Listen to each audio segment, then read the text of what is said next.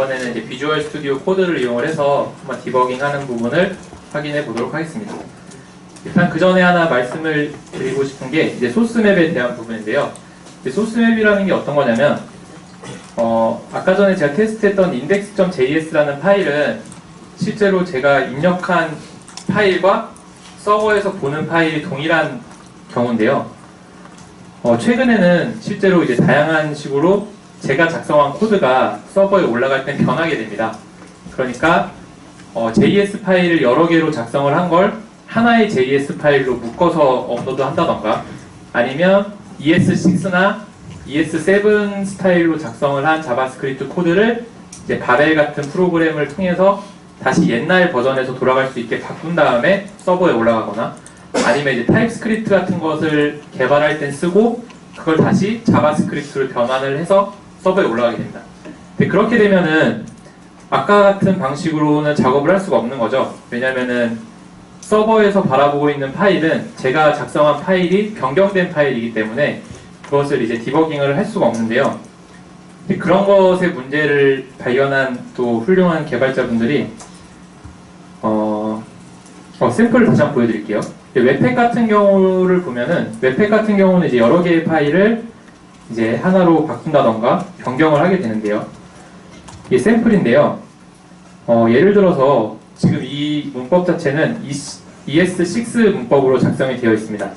그래서 이렇게 펑션이라는 이름 없이 함수를 정의를 해서 썼는데, 이걸 서버에 배포를 할 때는 실제로는 이제 웹팩이 이런 식으로 소스를 변경해서 올려주게 됩니다. 그러니까 실제로 그 전에 보던 이 소스 파일하고 이 소스 파일이 동작하는 건 동일하지만 브라우저에서 보는 것과 제가 작업하는 환경이 다르다는 겁니다.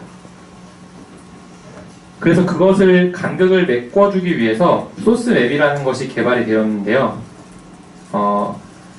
그 변경된 파일의 소스를 보고 제일 밑에 보면은 이렇게 힌트가 적혀 있습니다. 그러니까 이 파일의 소스 매핑 URL은 bundle.js.map이다 라는 식으로 되어 있는데요. 그러니까 bundle.js를 브라우저에서 바라보고 있는데 이 소스 맵은 bundle.js.map이다 라는 걸 이렇게 알려주는 거고요. 실제로 저 파일을 열어보면은 알아볼 수 없게 되어 있습니다. 그러니까 버전이 써 있고요. 뭐 소스가 이렇게 적혀 있는데, 매핑 같은 경우에 이렇게 알 수 없는 그 글자들이 적혀 있는데요. 이 글자가 이제 화면에서 보고 있는 자바스크립트의 코드의 위치가 실제로 개발하고 있는 PC의 어떤 파일의 몇 번째 줄에 몇 번째 칸인지를 이렇게 알고리즘적으로 압축을 해서 표현한 게 이 숫자고요. 이 숫자가 어떻게 되어 있는지는 사실 크게 중요하진 않고 이런 식으로 소스맵을 관리를 한다라고만 알아두시면 될 것 같습니다. 그래서 이번 시간에는 전에는 그 폼 샘플 폴더를 가지고 작업을 했었는데요. 이번에는 이제 JS 디버그 샘플 중에 리액트 앱 샘플이라는 폴더에서 작업을 해보도록 하겠습니다. 이 부분은 가장 간단하게 리액트 코드로 작성이 되어 있고 이제 ES6 문법으로 되어 있습니다. 이 폴더에 가셔서 npm 인스톨을 하시고 npm 스타트를 하시면 이제 아까는 이제 로컬호스트에 8080번으로 접속을 했었는데 이번에는 3000번으로 접속을 해보도록 하겠습니다.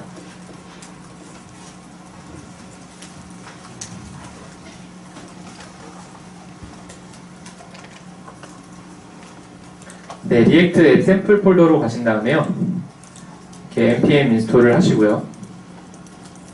이게 이제 처음 하시는 분은 시간이 조금 걸릴 수도 있는데 끝나시면은 이제 npm 스타트를 해서 네, 로컬호스트에 3000번이 뜨고 네, 여기에 이렇게 리액트 로고가 빙글빙글 돌아가는 모습이 보이시면 성공적으로 준비가 됐습니다. 그러면은 전에 했던 것처럼 한번 소스 탭을 열어서 한번 확인을 해보겠습니다.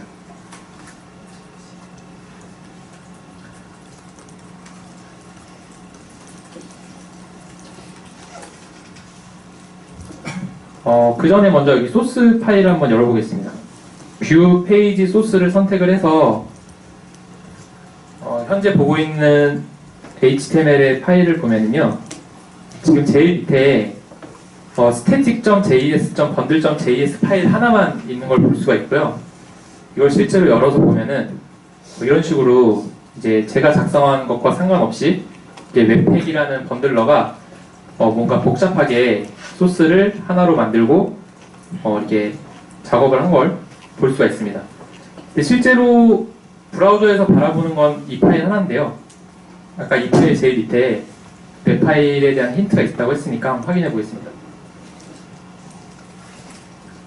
제일 밑에 보면은 bundle.js.map이 보이고요. 이걸 실제로 소스 보기를 해보면 네, 이렇게 아까 그 설명을 했던 버전 정보와 파일 그리고 뭔가 알 수 없는 여러 가지 글자들이 있는데요. 이게 로컬의 개발 환경에 있는 파일과 연결을 해줍니다. 그래서 지금 여기 소스 탭에서 네트워크를 보면은요, 실제로 app.js와 index.js처럼 제 로컬에 있는 소스에 대한 내용이 그대로 보이는 것을 확인하실 수가 있습니다.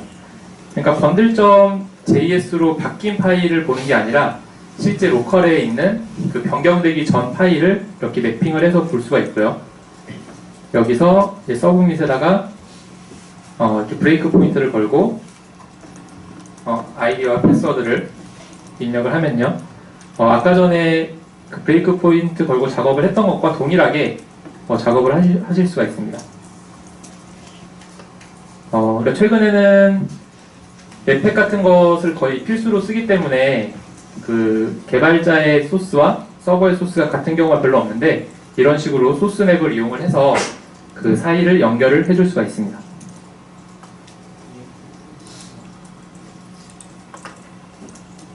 네, 그러면 지금 이런 코드 같은 경우에는 복잡한 코드이기 때문에 여기서 작업을 하지 않고 비주얼 스튜디오 코드를 통해서 한번 작업을 해보도록 하겠습니다.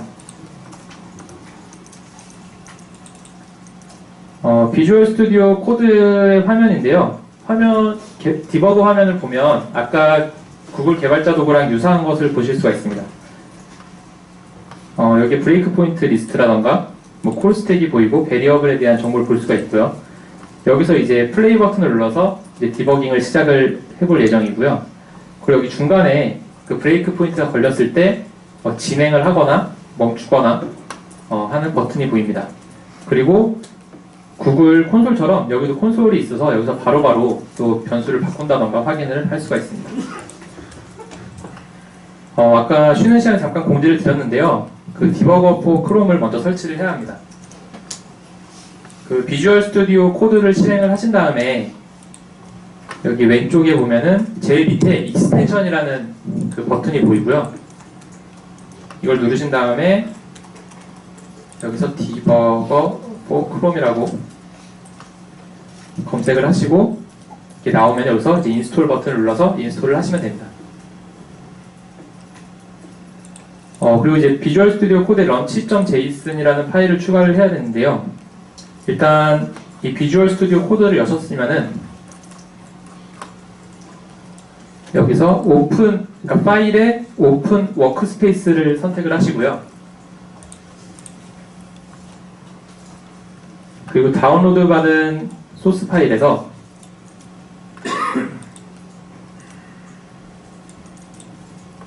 그 JS 디버그 샘플 폴더에 보시면은 여기 워크스페이스로 끝나는 파일이 활성화가 되어 있는 걸 보실 수 있습니다. 요걸 누르고 오픈을 누르겠습니다.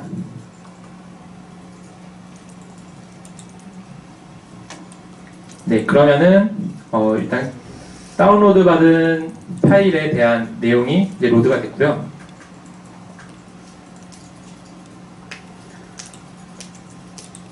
여기서 이제 launch.json이라는 게 뭐냐면 디버깅을 어떻게 할지를 지정을 해줘야 됩니다. 지금 VS 코드 밑에 launch.json에 이 내용이 이미 포함이 되어 있으니까 한번 확인만 해보겠습니다.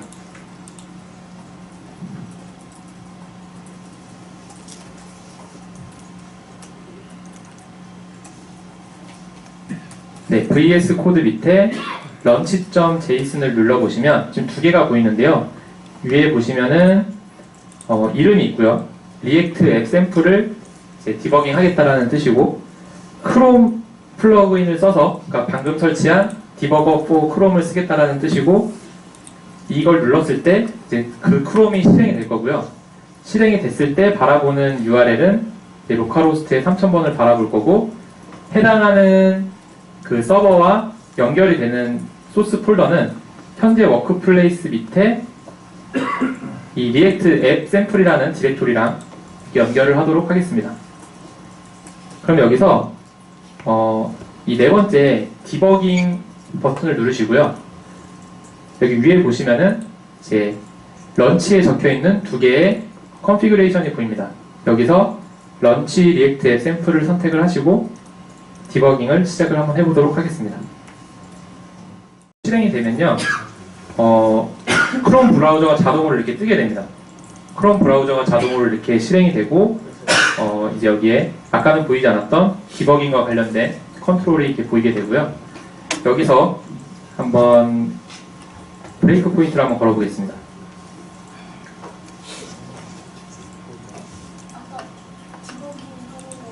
네. 디버깅 버튼을 누르신 다음에요. 여기서 런치 리액트 앱 샘플을 선택을 하시고 플레이 버튼을 눌러주시면은 다시 한번 눌러보겠습니다. 런치 버튼을 누르시면은 이제 자동으로 이렇게 크롬 브라우저가 뜨게 되고 이제 디버깅을 시작할 수 있는 환경이 준비가 됩니다. 여기서 이제 핸들 서브밋에다가 한번 이렇게 브레이크 포인트를 걸고요. 아이디에다가 헬로우를 치고 패스워드에 월드를 친 다음에 로그인을 한번 눌러보겠습니다. 네, 이렇게 누르게 되면은 의도한 대로 지금 여기에 브레이크 포인트가 걸린 것을 보실 수가 있고요. 여기 베리어블, 구글 개발자 도구에서 보던 것처럼 현재 이 위치한 베리어블들의 값들을 이렇게 확인하실 수가 있습니다. 현재 스테이트에 지금 헬로우와 월드가 들어가 있는 것을 확인하실 수가 있고요. 여기서 그 구글 개발자 도구를 다시 한번 열어보겠습니다. 그러면 구글 개발자 도구에서도 현재 같은 위치에 그 브레이크 포인트가 걸린 것을 보실 수가 있고요. 여기서 하나 진행을 해보면 구글 개발자 도구에서도 이제 한 줄이 진행이 된 것을 보실 수가 있습니다. 그러면 한번 이번에는 브레이크 포인트를 크롬에서 한번 걸어보도록 하겠습니다. 서브밋에다가 이벤트 리스너를 한번 아까처럼 걸어보도록 하겠습니다. 네, 지금 서브밋에다 걸게 되면은 지금 디버그 자체는 크롬에다 걸었는데 이 비주얼 스튜디오 코드에서도 같이 동작을 하시는 것을 확인을 하실 수가 있습니다.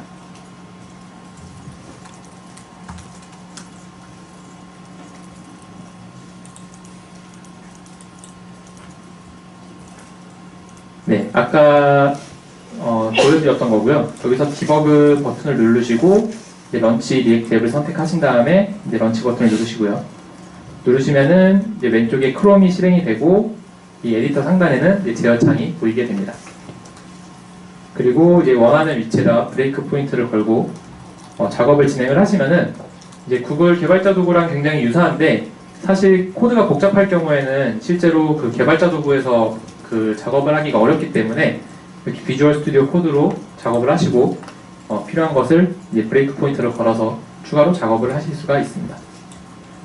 네, 이게 다고요. 사실 이게 플러그인이 굉장히 좋기 때문에 꽤 쉽게 할 수가 있습니다. 그리고 이게 최근에 추가돼서 지금 이렇게 비주얼 스튜디오 코드랑 이제 크롬 디버거가 연동이 되는데요.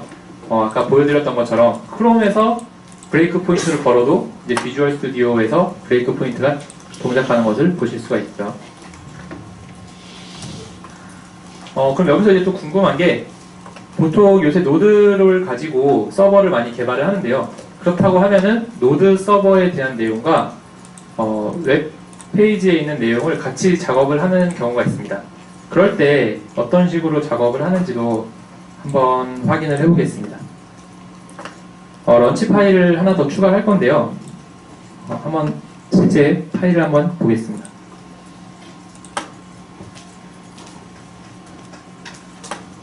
런치 파일을 보면은 위에는 이제 크롬에 대한 디버깅 설정이 있었고요. 밑에는 노드에 대한 설정이 있습니다. 노드는 실행을 하는데 이제 9229번 포트로 디버깅을 하겠다라는 설정이고요. 실제로 이것을 실행을 하게 되면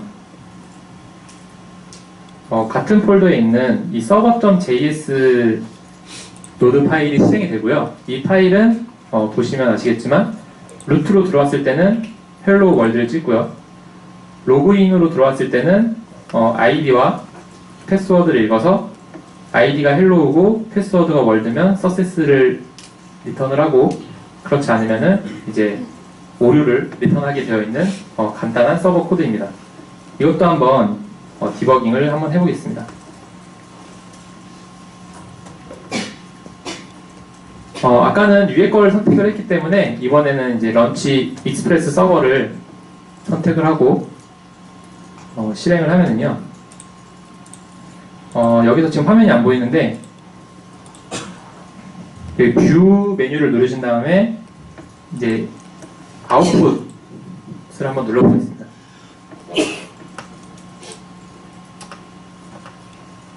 그러면 여기에 여러 가지 메뉴가 있는데, 그래서 디버그 콘솔, 네, 디버그 콘솔을 보면은 현재 5000번 포트로 서버가 올라와 있는 것을 보실 수가 있고요.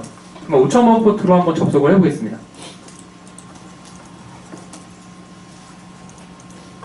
네, 지금 루트로 들어왔을 때 헬로 월드라는 글자를 출력하고 했으니까요. 지금 헬로 월드가 잘 보이고요.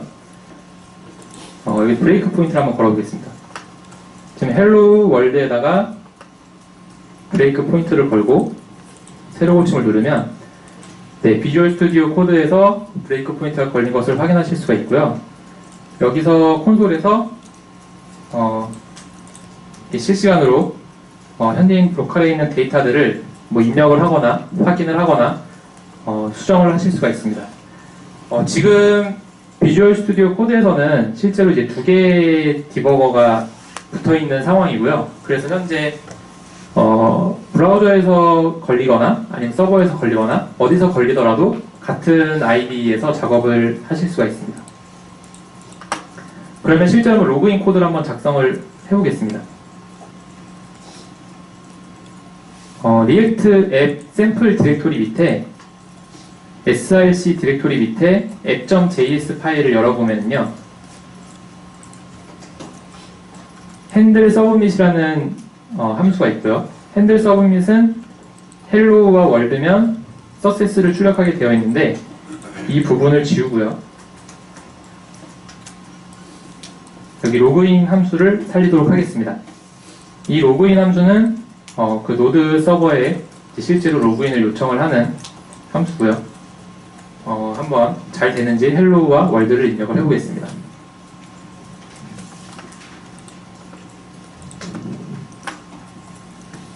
네, 헬로우랑 월드를 쳤는데 서세스가 떠야 될 것 같은데 지금 페일러가 떠서 한번 디버깅을 해보도록 하겠습니다. 먼저 이 브라우저 자체에서 서버로 보낼 때 제대로 된 데이터를 보내는지 한번 여기다 확인을 해보겠습니다. 브레이크 포인트를 걸고요. 지금 로그인 버튼을 누르면은 패치에 브레이크 포인트가 걸렸고, 이제 아이디와 패스워드에 어떤 값이 있는지 확인을 해보겠습니다. 지금 아이디에는 헬로 월드가 들어있고 헬로우가 들어있고 패스워드에는 월드가 잘 들어가 있는 걸 확인하실 수가 있습니다. 그러면은 서버가 문제인 것 같으니까 서버에다가 한번 브레이크 포인트를 걸어보겠습니다. 이 서버에 이제 로그인 쪽이 문제인 것 같으니까요, 로그인 바로 밑에 브레이크 포인트를 걸고 다시 한번 서버 및 로그인을 한번 해보겠습니다.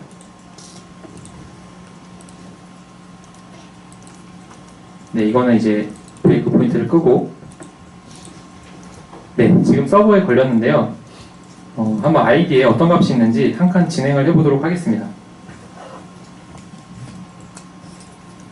지금 아이디와 패스워드를 다 지나갔는데도 지금 아이디와 패스워드에 언디파인이 있는 걸 보니까 이 소스가 잘못된 것 같은데요. 한번 소스의 리퀘스트의 파람에 어떤 값이 있는지 한번 확인을 해보겠습니다. 여기 콘솔 창을 다시 열고요. 리퀘스트에 파람스를 입력을 하니까 이게 화면을 위로 좀 올리겠습니다.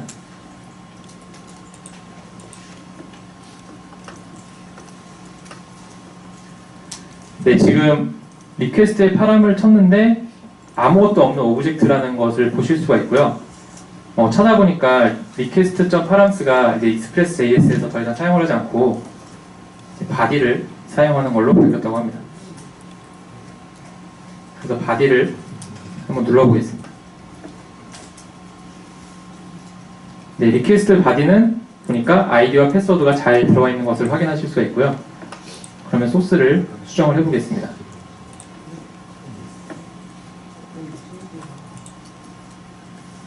request.param이 아니라 request.body를 입력을 하고요. 더 request.params가 아니라 request.body로 바꾸고 여기 5번째 버튼을 보시면 리스타트가 있습니다. 지금 서버가 수정이 됐기 때문에 익스프레스 서버를 이렇게 재시작하도록 하겠습니다. 그리고 다시 한번 로그인을 이렇게 누르면요. 한번 보겠습니다. 어떤 값이 들어가 있는지. 지금 아이디와 패스워드를 지나갔는데 아이디와 패스워드에 헬로 월드가 잘 들어가 있는 걸 볼 수가 있고요.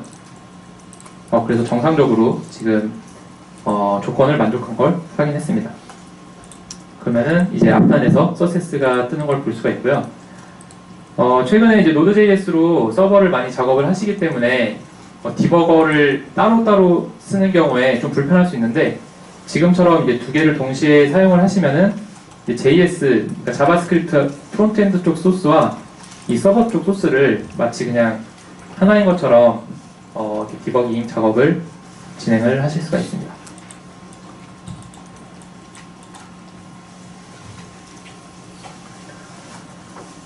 그러면 지금까지 디버깅에 대해서 많이 봤고요. 그리고 실제로 디버깅을 어떻게 하는지에 대해서 설명을 드렸고, 그래서 이제 문제가 생겼을 때 디버깅을 통해서 해결하는 방법을 봤습니다.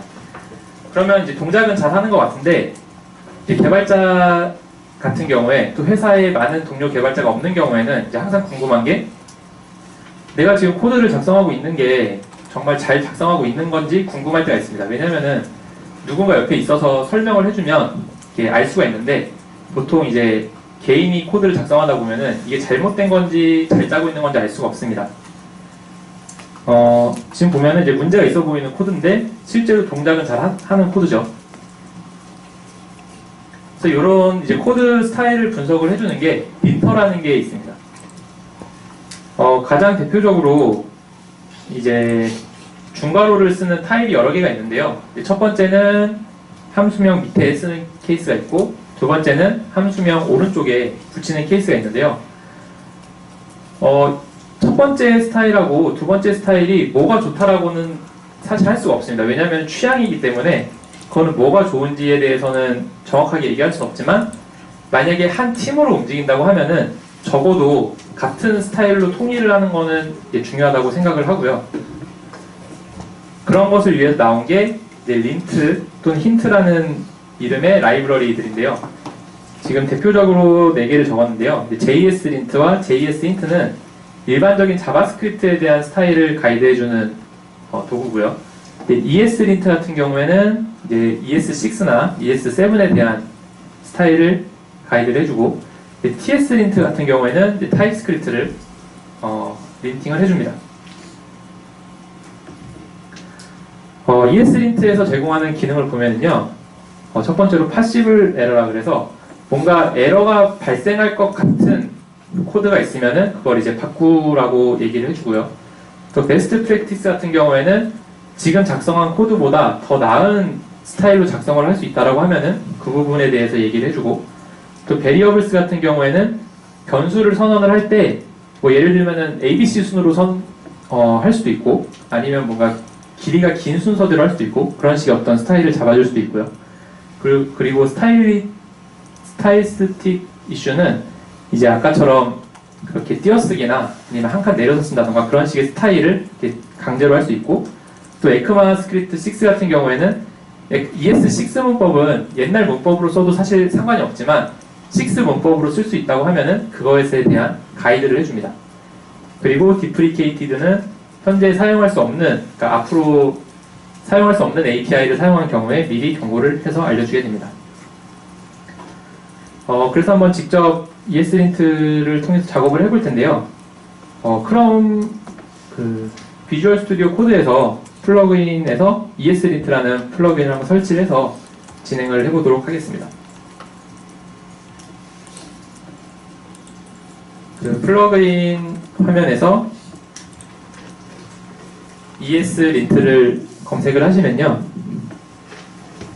ESLint 1.4.4 버전이 보이시고, 여기서 이제 인스톨을 눌러서 현재 비주얼 스튜디오에다가 인스톨을 하도록 하겠습니다.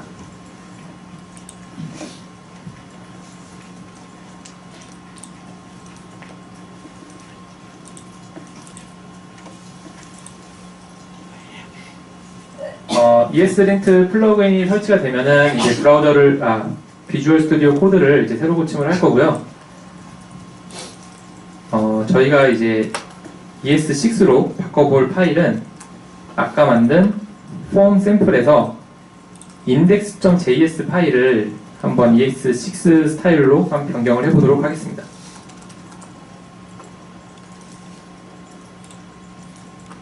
지금 플러그인을 설치하고 새로 고침을 해도 별 차이가 없다라고 생각하실 수가 있는데요. 저희의 이 js debug sample 코드 빼기 워크스페이스라는 파일을 보시면은 여기 설정이 있고요. 여기 설정에 보면은 ESLint가 false로 지금 enable 되어 있는 것을 보실 수가 있습니다. 그래서 이 부분을 true로 수정을 하고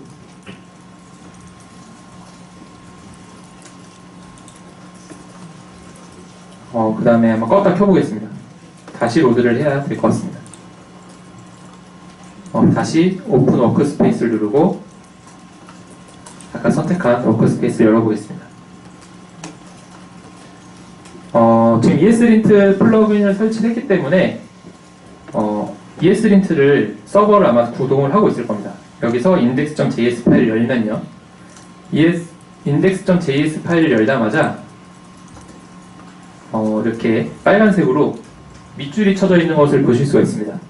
그래서 밑줄에 쳐져 있는 거에다가 마우스를 갖다 대면은 설명이 보이는데요.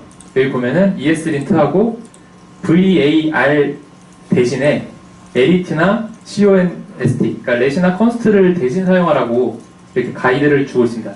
왜냐면은 옛날 자바스크립트 같은 경우에는 이제 var밖에 없었는데 ES6에서는 변하는 변수 같은 경우에는 let을 사용하고 변하지 않는 변수는 const를 사용하기 때문에 그것을 사용하라고 가이드를 주고 있고요. 여기 밑에 Problems 탭을 눌러보면은 전체적으로 ESLint의 가이드를 잘못되고 있는 리스트를 볼 수 있습니다. 이렇게 누를 때마다 그 각 줄로 이동을 하는 걸 볼 수가 있고요. 그럼 실제로 한번 수정을 한번 해보겠습니다. 지금 var 같은 경우에는 변하는 값이기 때문에 arith로 바꾸고요. 네, arith로 바꾸고 저장을 하니까 위에 있던 에러가 사라졌고요. 여기는 어떤 게 문제인지 보니까 스트링을 concatenation 하지 말라고, 그러니까 플러스를 이용해서 사용하지 말고 템플릿을 사용하라고 prefer template이라는 가이드를 주고 있습니다. ES6에서는 숫자 1 왼쪽에 있는 이 백릿 키를 사용을 하면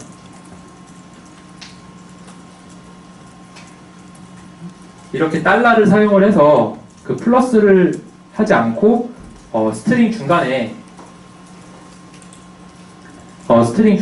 값을 입력을 할 수 있습니다. 그러니까 이게 더 보기가 쉬우니까 ESLint 입장에서는 플러스를 사용하지 말고 템플릿 문법을 사용하라고 가이드를 해주고 있습니다. 여기 밑에서도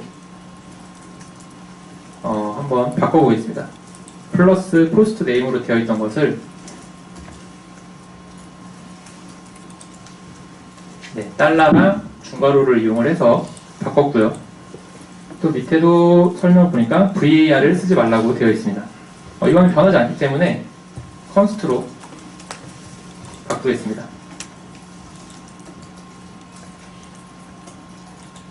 그리고 밑에 서브 및 이벤트를 보면은 이제 펑션이라는 것을 사용하지 말고 에로 콜백을 사용하라고 하는데요. 이것도 ES6에서 나온 펑션을 지우고 이렇게 는과 화살표를 이용을 해서 사용하는 스타일로 바꿨습니다.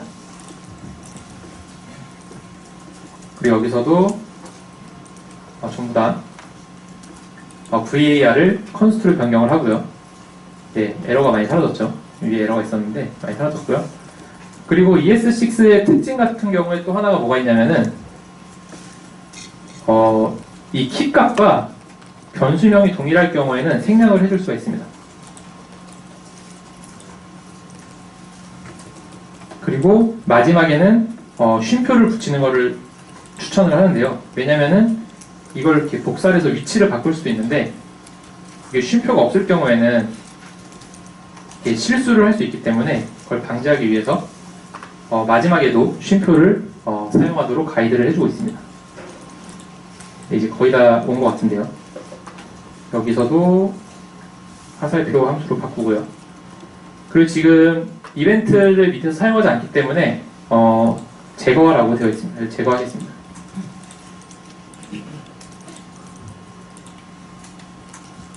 이것도 컨스트로 전부 변경하겠습니다. 그리고 여기 플러스로 되어 있는 것도 템플릿 타입으로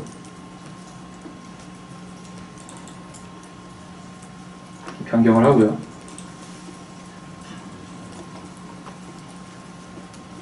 네, 지금 보면은 아까는 ESLint에서 알려주는 그 에러라고 표시하는 부분이 굉장히 많았었는데 지금 전체를 다 고쳐서 다 없어진 것을 볼 수가 있고요. 이게 콘솔을 사용하지 말라는 것은 에러는 아니고 워닝으로 지금 경고를 표시해주고 있습니다. 이것도 일단은 제거를 해서 네, 깔끔하게 해보도록 하겠습니다. 네, 그래서 최종적으로 아까랑 동일한 소스를 ES6 문법으로 바꿨고요. 한번 동작하는지 한번 확인을 해보겠습니다.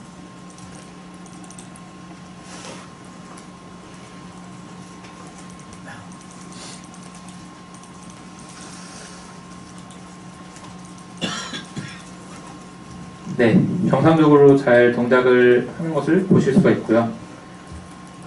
지금 아마 직접 이 소스를 수정을 해보셨으면 느끼셨을 텐데요. 그러니까 ES6라는 것을 잘 모르더라도 이 ESLint라는 게 이렇게 가이드를 해주기 때문에 그 가이드만 맞춰서 작업을 하다 보면은 자연스럽게 새로운 문법을 적용을 할 수도 있고 또 지금 이 ESLint가 어떤 설정을 사용하고 있는지 여기 ESLint ic.json 파일 한번 열어보겠습니다.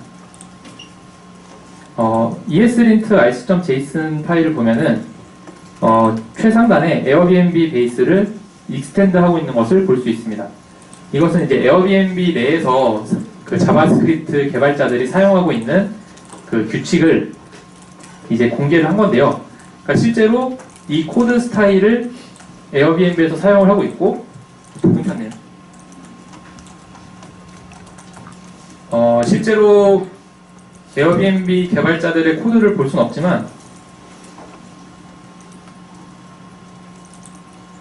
이런 식으로 간접적으로라도 할 수 있고 또 잘하는 개발자들이 아무래도 많을 테니까 그런 분들이 어떻게 스타일을 지정을 해서 쓸 수 있는지 네, 볼 수가 있습니다.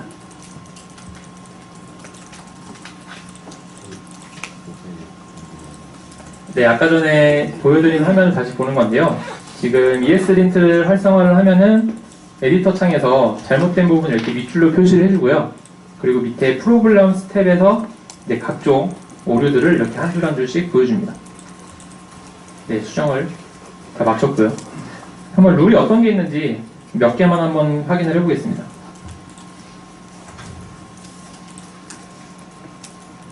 여기 보시면요. empty를 사용하지 말라고 해놨네요. 그러니까 이런 부분은 뭔가 문제가 있을 것 같으니 주석 처리를 하던가 지우는 걸 이제 ESLint에서는 추천을 하는 것 같고요. 또 베스트 프랙티스를 보면은 이제 equal이라는 건데 자바스크립트 같은 경우에는 이거를 2개 쓰는 것보다 3개 쓰는 게 더 강력하게 체크를 하기 때문에 여기서는 3개를 쓰는 걸 또 추천을 하고 있는데, 저희 회사 같은 경우에는 3개 잘 안 쓰기 때문에 이것을 이제 옵션을 끄고 또 사용을 할 수가 있습니다. 예를 들면은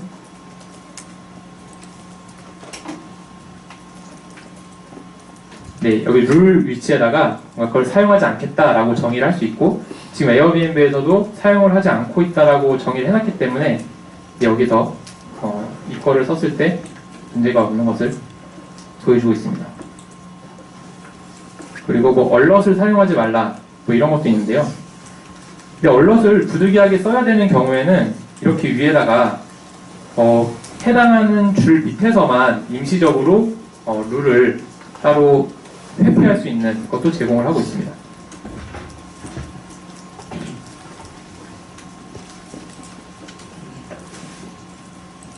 네, 뭔가 다양한 게 있고, 또 카멜 케이스 같은 경우도 예를 들어서 어떤 사람은 변수명을 그 소문자와 대문자를 합쳐서 쓰고,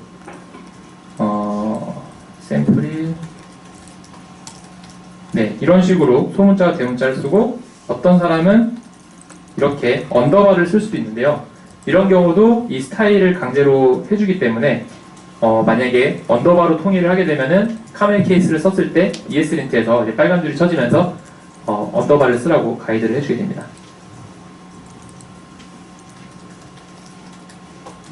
네, 그래서 이제 다양한 이런 린트 설정을 보실 수가 있습니다.